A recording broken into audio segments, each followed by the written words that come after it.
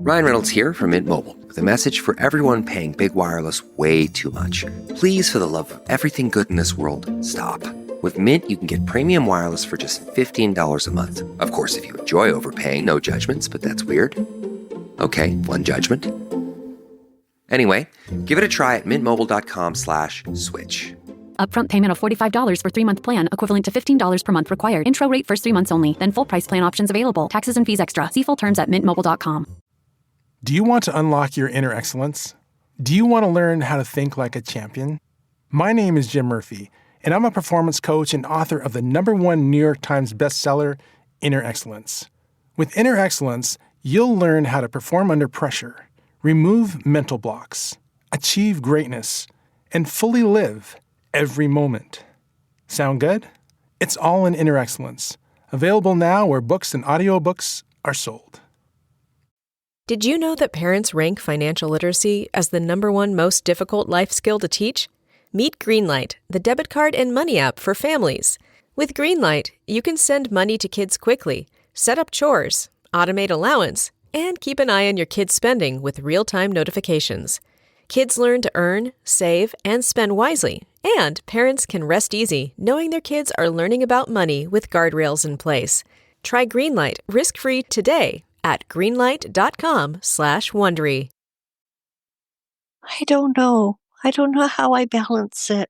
I grieve. I cry myself to bed every night. I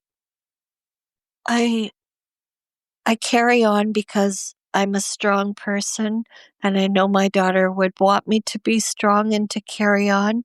I know that she'd be very pleased to know that I'm looking after her cats. I carry on because that's what we're supposed to do. I mean, I wouldn't say that I'm a very devout Christian, but I do have faith and I do believe in God, and I do think that He gives us the strength to carry on, and it's a sin to take your life.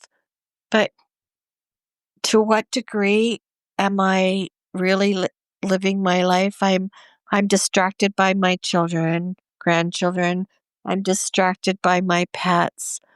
I took 8 months off of work and sat in the front of my house window, staring down the street, waiting for my daughter to come home for 8 months, doing absolutely nothing, just shutting all my responsibilities off, and then realized, like, she's not coming home. I'm waiting for something to come home that's not happening. I need to keep going forward.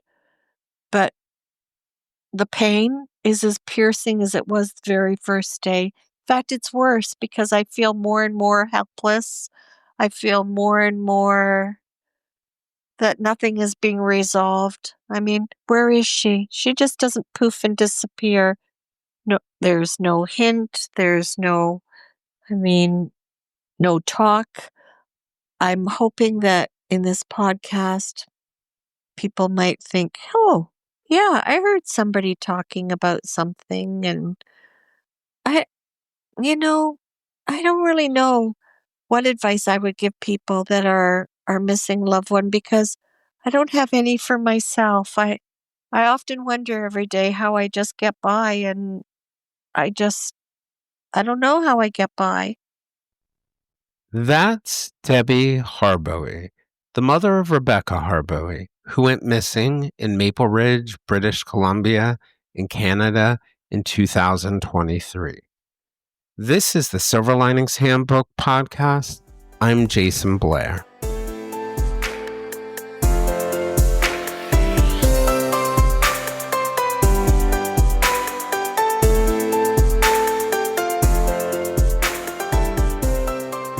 This is the second of 2 episodes with Debbie Harbowy, who's described her daughter, Rebecca, as someone who would always stay in touch with her relatives.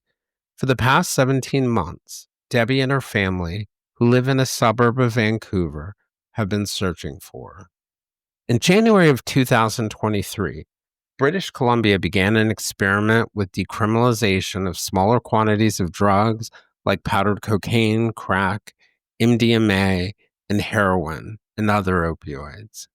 Rebecca was one of those who had become addicted to opioids, including fentanyl, after receiving medicine for back pain. She eventually found herself pulled into the system.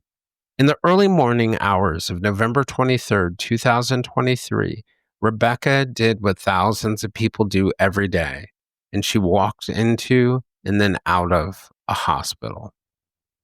For her, it was the Ridge Meadows Hospital in Maple Ridge, British Columbia, the town where she was living with her parents.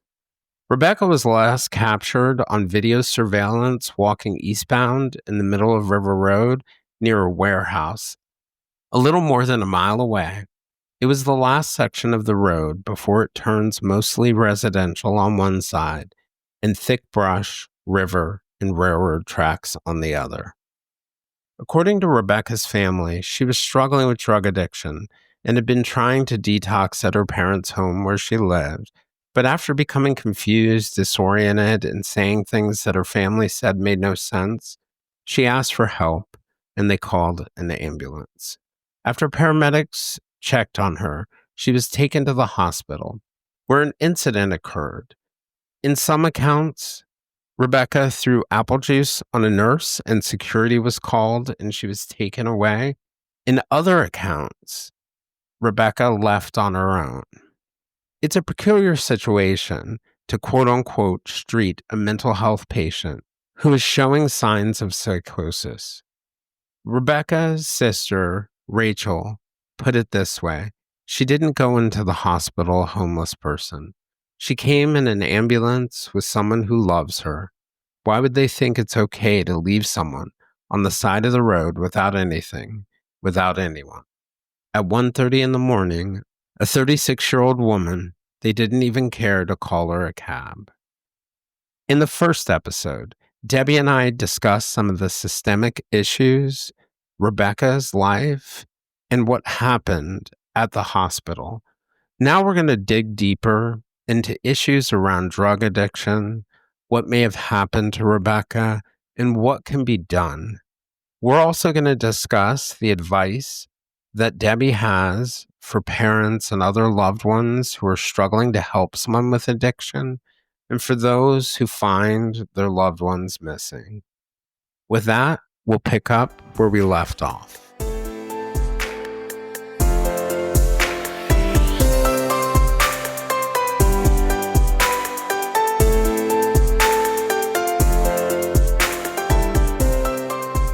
Yeah, so it sounds like a lot of mistakes were made early on. So curious for you, like if you were, well, let me jump back just with Rebecca, because we were talking about this off mic, that she really, it sounds like she was a beautiful person who cared and was in touch with her family.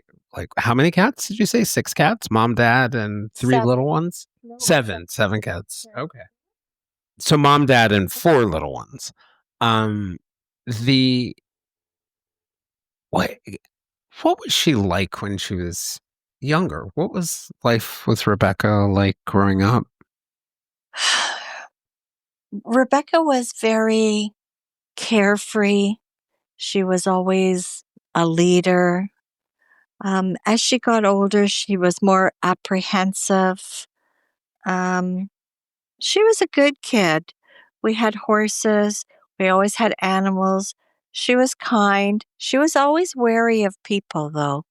Never really trusted people. I think a few things happened to her that broke her trust with people. Mm-hmm. So she was not, yeah, I'm going to say she was a bit of a scaredy cat, especially of strangers. Like we would take family holidays and Rachel was kind of like the more socialite. Rebecca was more stood back and waited till she was sure it was safe and then came forward. It's like, I'll let my little sister make all the friends. And then if the friends are okay, then I'll just step in there. I can watch them and she can vet them. Yeah, exactly.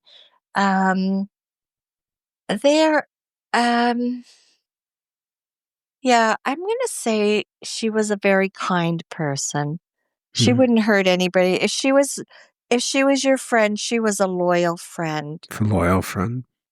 What did she do? want to do when she was growing up? She had a few things in mind, although Rebecca never was very studious. Mm-hmm. And she ended up going into the hospitality business. She was a waitress Oh, and a neat. bartender.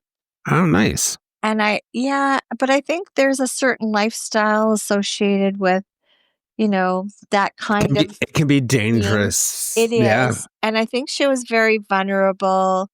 And that's when she sort of got captured into that, like, sort of party life, party girl. Everybody loved her. She was lots of fun, for a good time, and like to get things going, could always count on Rebecca to like stir it up, sort of thing. Um, yeah, When you're somebody who the picture you're painting, when you're somebody who experiences a little anxiety and skepticism about someone, drugs and alcohol can feel very freeing because it feels like your anxiety is going away. It feels like you can finally be the life of the party. And by the time it's destroying your life, you have this like giant conflict, right? that's right. And yeah. And we had a family doctor her whole life, and then he retired. And I think Rebecca was experiencing some medical issues as well as her addiction. She'd say to me, Mom, I've got this like pain in my back. My lower back is sore all the time. And I'd say to her, well, we need to get you to a doctor. Do you know that after our family doctor retired, another doctor took us on as a family, but they interviewed you and decided whether they wanted you as a patient or not. Interesting. They rejected Rebecca because of her addiction, because she was honest. She Mm. did say, I do drugs. Oh, Oh, no, we're not wow. interested in you as a patient. Do you know, as it's hard to get a family doctor, but as new doctors came in who were practicing and looking for patients, she would fill out an application. I can vouch that at least a minimum of 4 doctors turned her away.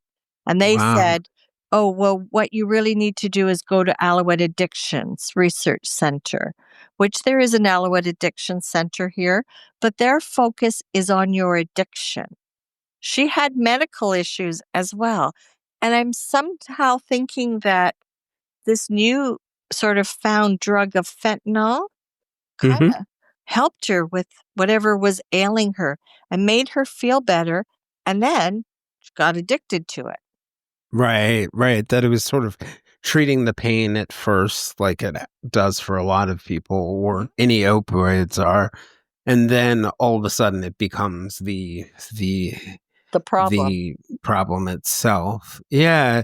I mean, you had. It sounds like it's been a nightmare with the health system, but you had mentioned to me that you had lost your mother, your father, and then your daughter all at the same hospital.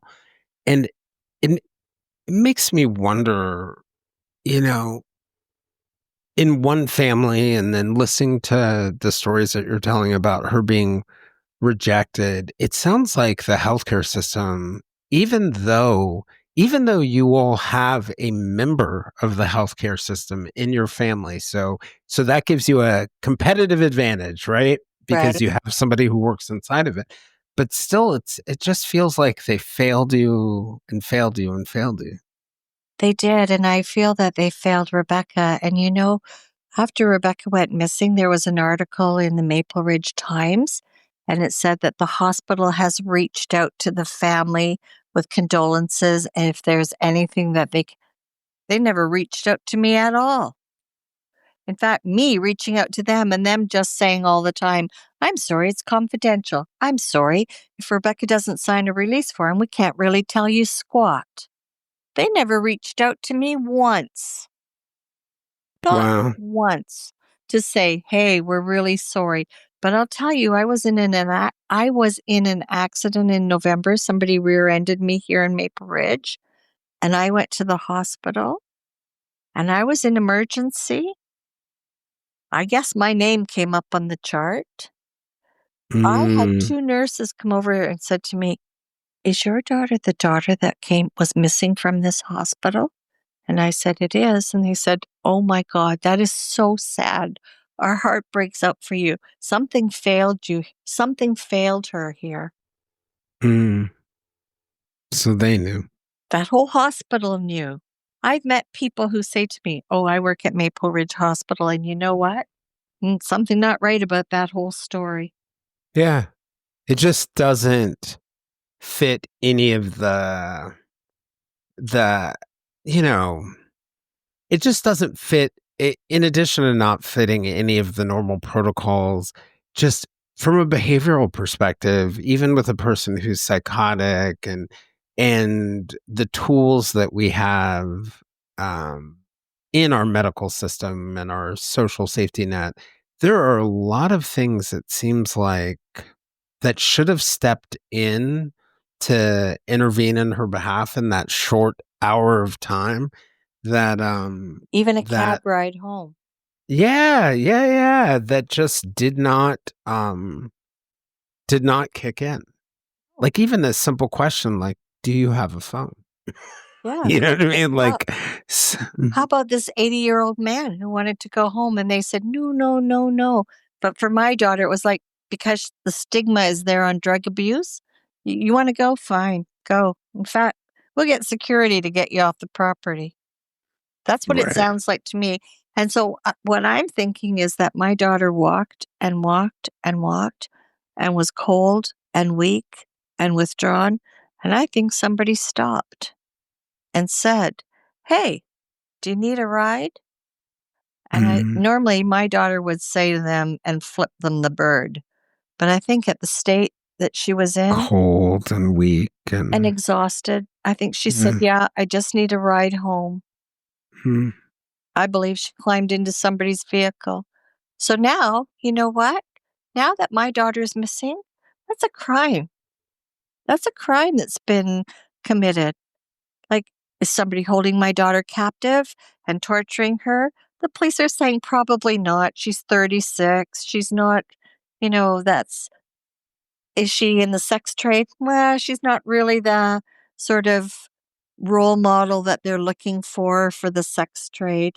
She has no identification, so they can't get her out of the country. However, these people have ways to get people out of the country, whether you have identification or not. But the police are sort of saying she's not really following the mold. They're looking for 15, 16, 17-year-olds, not somebody who's feisty, who might fight back and maybe somebody with yeah, an addiction, yes, because they're not fighting back. But there's been a crime committed here. My daughter is missing. She could have been murdered. And that's a crime. I don't know if things have changed, but in Canada, murder is a crime. yeah. Do one of the things that I always wonder about, and we talked a little bit about this, I mentioned to you that my mom had passed away, and one of the, it was not fun. There was nothing about it that was fun, but one of the blessings was that I knew what I was grieving. Do you feel like you know what you're grieving? No, I don't. I have no idea. Is my daughter alive? Is my daughter dead? Was my daughter tortured in her last hours?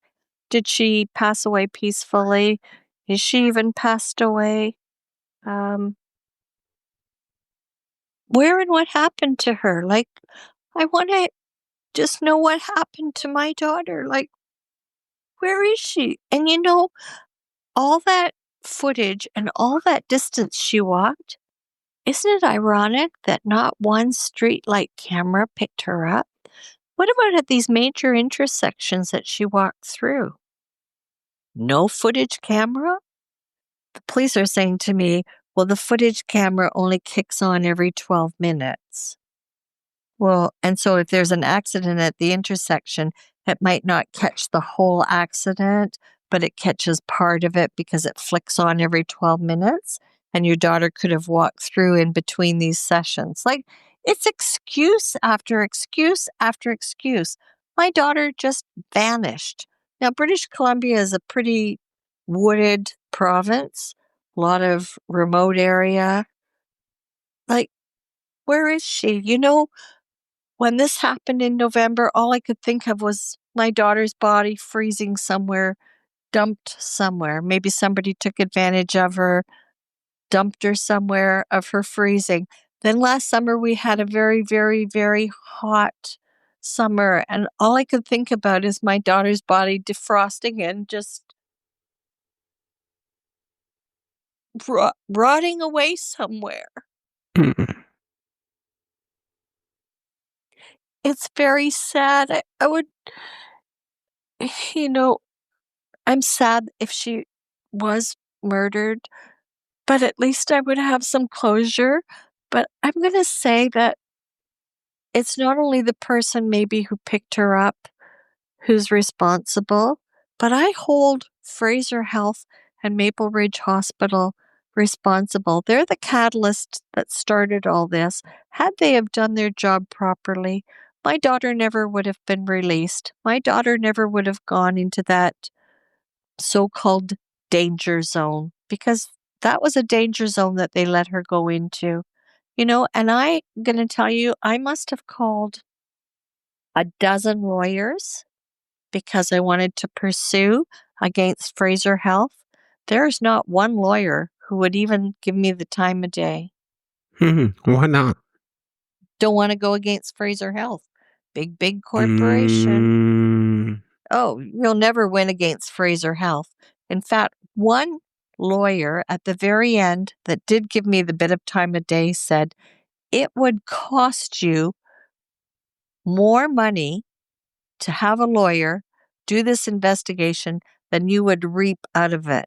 And I said to her, I never said anything about looking to reap money out. I'm looking to reap responsibility. Somebody needs to take ownership as to what happened to my daughter. Okay, so this is what the lawyer's saying. Well, Fraser Health and the hospital didn't kill her. No, they didn't kill her. They didn't give her the wrong medicine when she was in the hospital. She didn't die there from malpractice. But you know what? They let her go out onto the street where something did happen to her and something did take her life. And so I am holding them as being responsible. Yeah, it's kind of, there's this saying, like, from law enforcement, it's like someone may not shoot someone, but they put the bullet out there. That's right. Like, you created the circumstances that allowed this to happen. And I mean, even if it isn't legal, even on a moral or some other, even just making efforts to help you all find her and bring her home, it's kind of, it's sad. It is.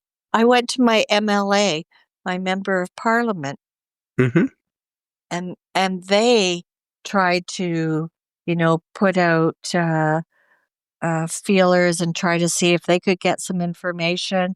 And they basically said, we can't find out anything. She's protected by the Privacy Act. Nobody will release any information about her.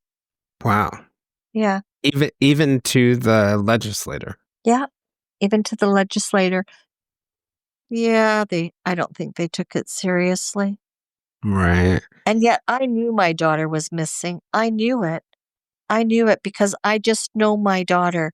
My daughter was not the type to go someplace or hide someplace, or my daughter's safety net was home. She never even left. Yeah. She used to have her drugs even delivered here to the house because she did not want to go out. She said, Mom, it's very scary out there. And a lot of people that you buy drugs from, they are very scary people. And I'm not going out there. And I'm sorry because I know this is your home and I know you don't like it, but I'm having them delivered here. So honest, too. Well, she was, because I knew what was going on. And I can't stop it, and I didn't condone it. But better to not be on the outside of it. Exactly. It's better for me to know what was going on than just to wonder or say to my daughter, are you using drugs? And for her to say, no, I'm not. And I could be like, okay. Right. No, she Right, said to right. It me, wouldn't have done anything good for either of you. no, she said to me, Mom, I'm addicted to fentanyl. I can't go a day without it. I'm in pain. It makes me feel good. And now I'm just addicted to it. Mhm. And then in the end, she just said to me, I'm so done with this. I'm so done. I'm not going to go anywhere in life. I want to have a boyfriend. I want to have children. I want to have a life. I want to be like my sister. I just, I'm, I'm done with drugs. And I was so happy for her and so supportive. And I trusted that hospital.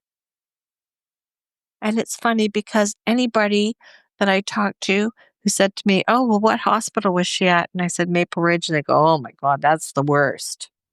Um, what advice would you have for like another parent who's sitting in your shoes, who's trying to help their child and needs healthcare intervention? What advice would you have for them in retrospect? And then also for anyone who has a loved one who becomes missing, what advice would you have for them for dealing with law enforcement or dealing with the emotional parts of it? Well, if you're a parent and you have a child struggling with addiction, I would say never give up on your child. We need to love them no matter how they are. Addiction is very gripping. It destroyed my family. It destroyed my daughter. It destroyed her relationship with her sister. It destroys everything. But you know what? I never once gave up on her. She had her own place. Then in the end, she lost it. And she said to me, Mom, I need to come home. And I said to her, this is always your home. You'll always be welcome.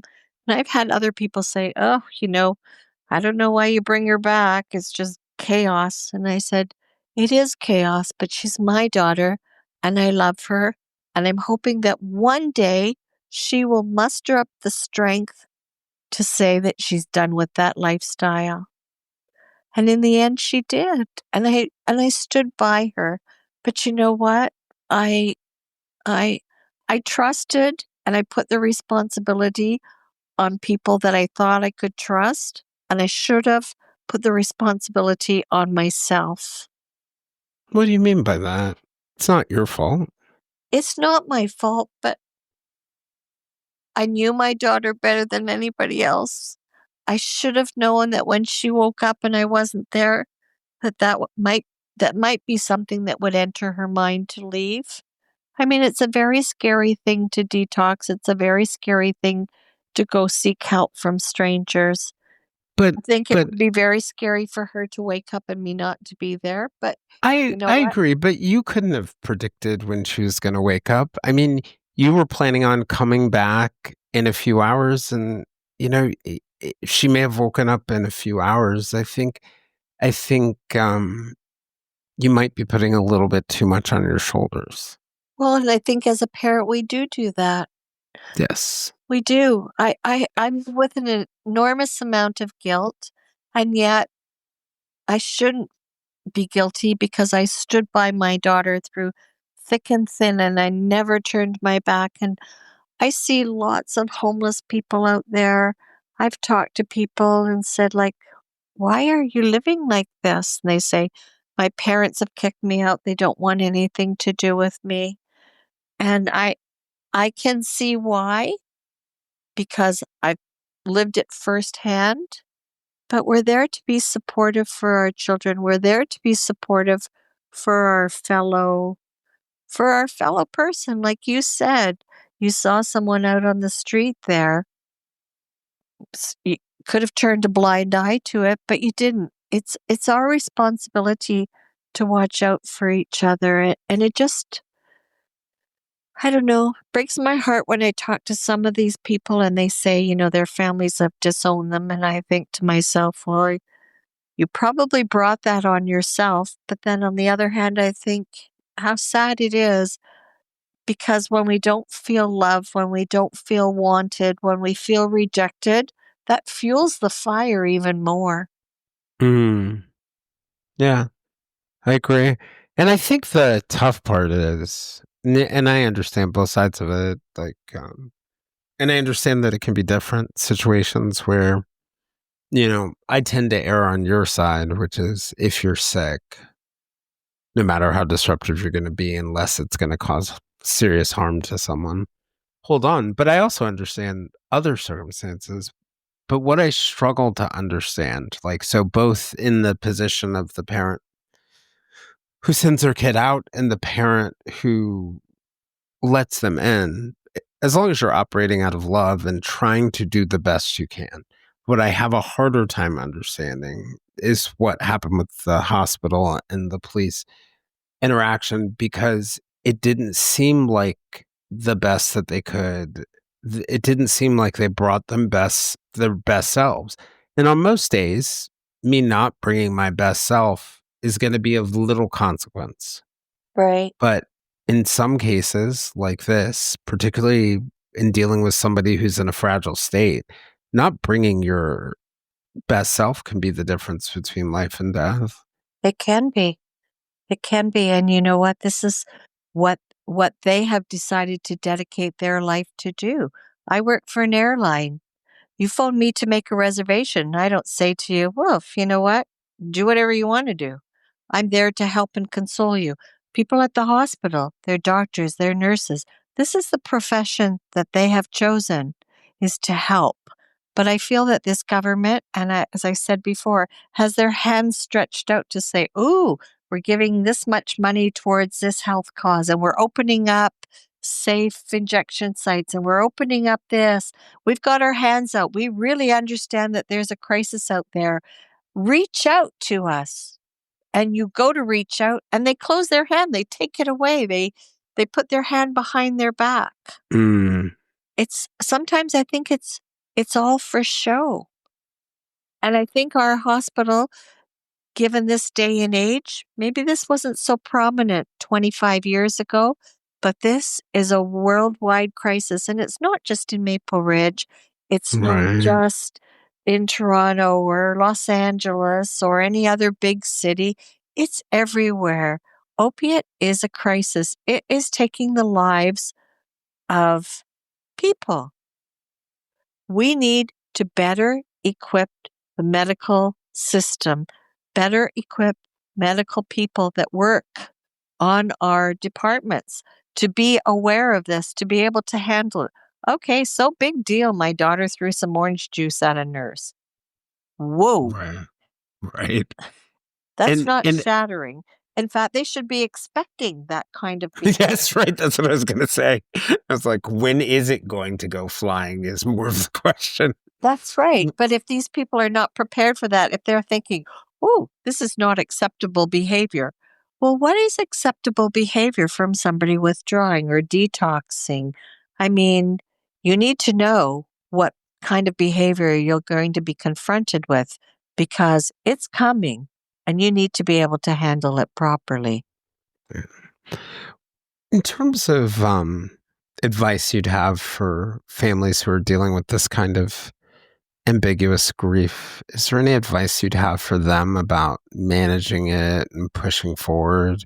Because I know, your daughter has little ones, you've got animals, it's turning into spring and gardening time.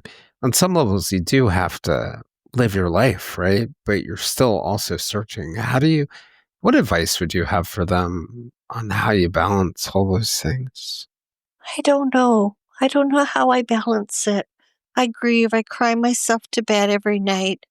I um I I carry on because I'm a strong person and I know my daughter would want me to be strong and to carry on. I know that she'd be very pleased to know that I'm looking after her cats. I carry on because that's what we're supposed to do. I mean, I wouldn't say that I'm a very devout Christian, but I do have faith and I do believe in God. And I do think that He gives us the strength to carry on, and it's a sin to take your life. But to what degree am I really living my life? I'm distracted by my children, grandchildren. I'm distracted by my pets. I took 8 months off of work and sat in the front of my house window, staring down the street, waiting for my daughter to come home for 8 months, doing absolutely nothing, just shutting all my responsibilities off, and then realized, like, she's not coming home. I'm waiting for something to come home that's not happening. I need to keep going forward. But the pain is as piercing as it was the very first day. In fact, it's worse because I feel more and more helpless. I feel more and more that nothing is being resolved. I mean, where is she? She just doesn't poof and disappear. No, there's no hint. There's no, I mean, no talk. I'm hoping that in this podcast, people might think, oh, yeah, I heard somebody talking about something. And I, you know, I don't really know what advice I would give people that are missing loved one because I don't have any for myself. I often wonder every day how I just get by, and I just I don't know how I get by. Hmm. Does it make sense? It does. It does, because I think that there's things that we prepare ourselves, right? You know, we prepare ourselves for our parents to leave us. We don't really prepare for our children to leave us. We spend time thinking about death, but we don't spend time thinking about this place in between where we don't know um, what happens to people. And I think some of it, like, I think the best advice that I've gotten on this topic by anyone was Julie Murray, the sister of Maura Murray, who went missing in 2004 and in New Hampshire. She said that the one thing you cannot lose, no matter what, is hope. And I think she was talking about something bigger than the idea of hope for finding her sister. Something bigger than the case. But Right. I think she meant something more deeply inside. Well, Rebecca would always say to me, "Oh, Mom, you're so strong. There's nothing you can't do." And I'd always say to her, "Oh, no, Rebecca, I have a lot of weak. No, Mom, you're the strongest person I've ever known."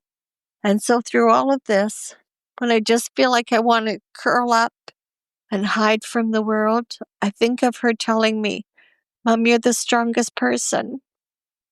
And I think I have to be strong because that's what she thought of me. And that's what I need to project. And that's what I need to do to carry on, is just to be strong. Don't waver from the course. Hope that some point my daughter shows up. Just hope in humanity. I think that's maybe what she was referring to as hope. I mean, like I said, I sat for 8 months there in the front window of my house, and then I finally realized she's not coming home. But I didn't give up hope. Hope one day that she will, but just hope. Hope that this won't happen to somebody else. Hope that another person finds their way through the darkness. Just hope. Yeah.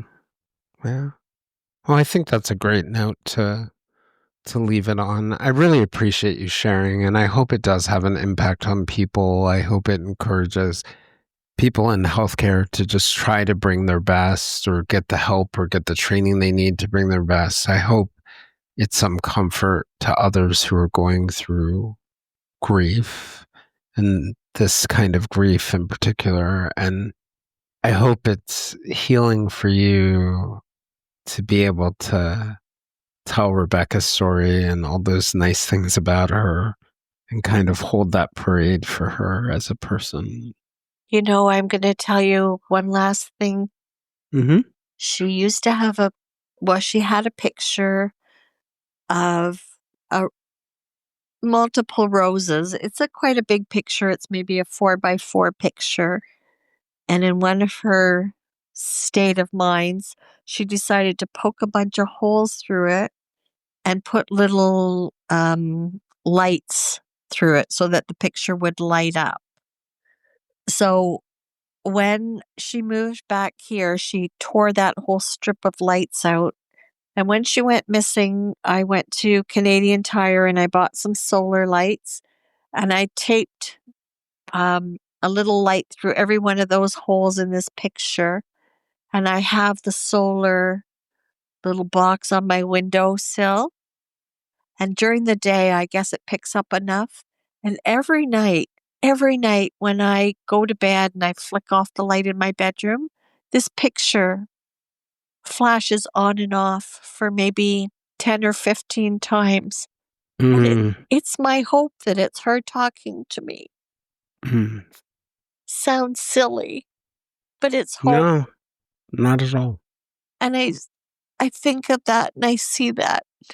And I just remember so many good things about her, because I think this is it. Even though people stray and they fall into bad waters, we always have to remember the good things about them and hold that dearest to our hearts. Forget about the bad things. Remember the good. Yeah. Because that's who they are to us. That's the piece that's there. Like, that's right. You know. That's right. Not to everyone else, but I do appreciate that you called me, but I do feel that the health system failed my daughter in multiple ways. Couldn't get a family doctor to help her with her ailments, self-medicated, addicted herself, and then once in addiction, kind of shunned off because, well, you know what? It's a little bit different. If you have cancer, everybody's sympathetic to your cause. If you have an addiction, well, that's a self-inflicted disease that you brought about yourself. And you know what? Maybe it's not as compassionate as what it should be. It should be a very compassionate thing because we all suffer from some type of addiction. Yeah.